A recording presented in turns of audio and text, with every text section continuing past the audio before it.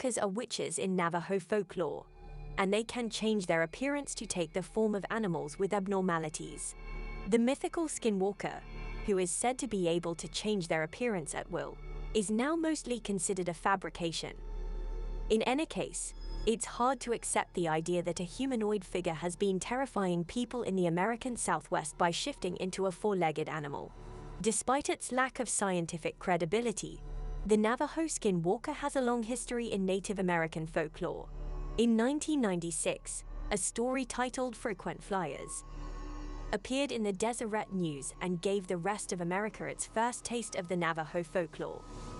The book detailed the traumatic encounter a Utah family had with the claimed creature, which included crop circles, UFO sightings, and the mutilation and disappearance of their animals.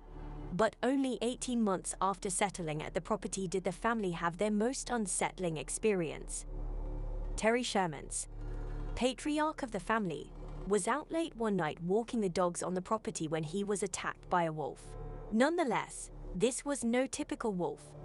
It was about 3 times as big as a regular one, possessed glowing red eyes, and stood undisturbed as Sherman fired 3 rounds into its hide from close range. There were more victims of trauma on the farm than just the Sherman family. After they left, several other owners had eerily identical encounters with these beings, and the property was appropriately renamed Skinwalker Property as a hub for paranormal investigation. Paranormal researchers may be using cutting-edge equipment, but the answers they are looking for date back centuries.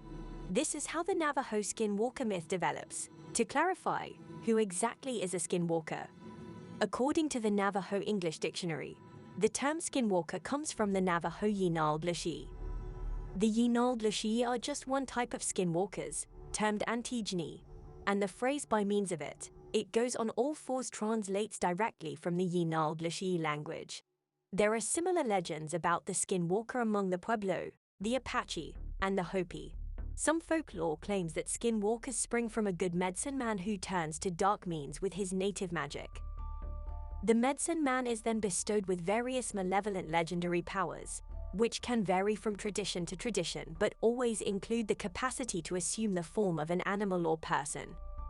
In some cultures, if a man, woman, or child commits a serious sin, they will be transformed into a skinwalker. Even in their human shape, the skinwalkers are still largely depicted as having animalistic physical traits. Word on the street has it that you can't kill one without resorting to a bullet or a dagger soaked in white ash. The Navajo are extremely reticent to talk about the supposed being with strangers, and sometimes even amongst themselves. Thus very little is known about it. Folklore suggests that mentioning these evil entities increases the likelihood that they will manifest themselves. Historian and writer of Native American descent Adri N. Keene discussed the impact of J.K. Rowling's portrayal of such beings in the Harry Potter books on indigenous people who practice the belief in the Skinwalker. Rowling's inclusion of such details opens us as Native people to a barrage of questions about these beliefs and traditions, Keene added. But these are not things that need or should be discussed by outsiders. Strange occurrences at a new ranch in 1996 brought a couple from outside the area to the myth. After Terry and Gwen Sherman saw UFOs of varied size circling their property, 7 of their cows suddenly died or vanished. Supposedly, one had its left eye removed and a hole drilled into the center of the globe. A rectum was removed from a second. Both of the deceased cattle the Shermans did uncover had a peculiar, chemical odor to them. One body was discovered in a forest. It looked like someone had pruned the trees overhead. In the snow, the tracks of one of the missing cows abruptly ended.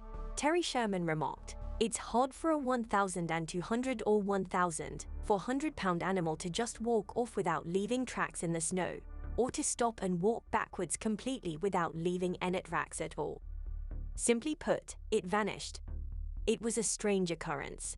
Terry Sherman heard horrifying voices while out late one night with his pets.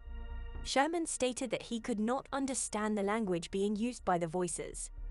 He thought they were around 25 feet away, but there was no way to tell. His dogs started barking wildly and scurried back inside. Robert Bigelow, a Las Vegas real estate agent and UFO enthusiast, paid $200,000 for the ranch in 1996. He installed extensive security measures and founded the National Institute for Discovery Science there. The objective was to get a sense of what had transpired there. Dr. Colm Kelleher, a scientist working for Bigelow, noticed a huge humanoid in a tree on March 12, 1997. The thing was roughly 50 feet away and 20 feet in the air, as described in his book, Hunt for the Skinwalker. Kelleher penned, "The huge beast that slumbered carelessly in the tree. Yellow light from the unblinking eyes that looked back into the light was the only sign of the beast's existence." Kelleher allegedly shot the Skinwalker, but it ran away. Its prints and claw marks can be seen all over the floor.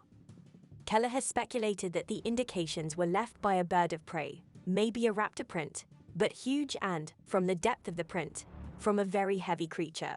It had only been a few days since another frightening event. They had just finished tagging a calf when the ranch manager and his wife noticed their dog acting suspiciously. 45 minutes later, they went back to investigate, and in the field in broad daylight found the calf and its body cavity empty. Kelleher added, "Most people are aware that when an 84-pound calf is slaughtered, blood will be everywhere. It looked like all the blood had been very carefully drained out." Kelleher elaborated, saying, "3 eyewitnesses saw a very large animal in a tree and another large animal at the base of the tree. We have video recording gear and night vision goggles. We began searching the area around the tree for the dead animal, but found nothing." Over the course of their investigation, Bigelow and his team encountered over 100 events on the site, but they were unable to collect proof sufficient for a reputable scientific journal to publish their findings. In 2016, Bigelow sold the ranch to Adamantium Holdings for $4.5 million. Skinwalker Ranch research, however, is more advanced and covered than ever. Online communities like Reddit are rife with user-submitted accounts of encounters with skinwalkers. On Native American reservations, these occurrences are supposedly rare thanks to the blessings of medicine men. The veracity of these reports is difficult to ascertain, but they all seem to describe the same thing: a 4-legged beast with a strangely human, albeit disfigured, face and orange-red flashing eyes. People who claim to have seen skinwalkers describe them as extremely swift and incredibly loud. The Outsider on HBO, and the forthcoming The Secret of Skinwalker Ranch documentary series on the History Channel have brought back the concept of skinwalkers into the public consciousness. A demonic-looking creature roaming the countryside is practically made for horror TV shows. Adamantium, the new owners of Skinwalker Ranch, have put cameras, alarms, infrared, and other sensors all throughout the site. But the reports from inside the company are the most disturbing.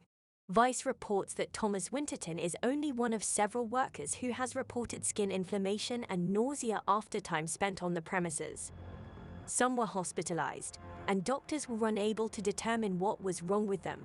This and the following story are reminiscent of the unexplained occurrences typically seen in science fiction shows like The Outsider. Specifically, Winterton stated, "As I drive my vehicle up the road, I begin to feel increasingly uneasy. Just this overwhelming sensation. Then I hear a voice as distinct as if it was speaking to any of us right now, saying, 'Stop, turn around.' I put my flashlight to use and peer out the window to see what I can find. Nothing."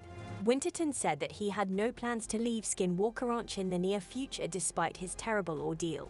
To which I said, "It's like the ranch calls to you, you know," and he smiled wryly.